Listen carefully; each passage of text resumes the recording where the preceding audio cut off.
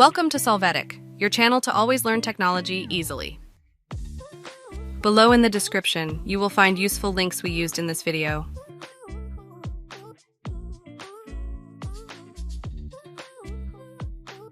Today in Solvetic, we will see how to join Discord server without invite.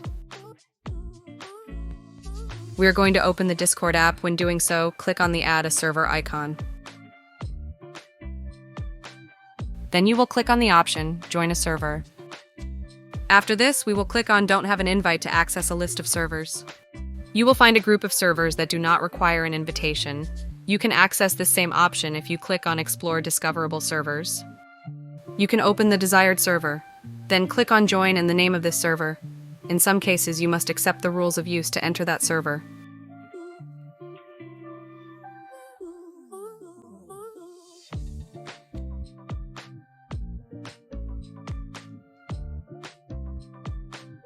Hey, remember to subscribe Solvetic channel.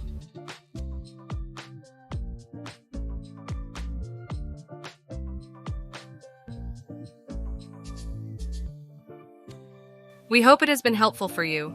Here are links to watch more videos of your interest and subscribe to the Solvetic channel. Thank you.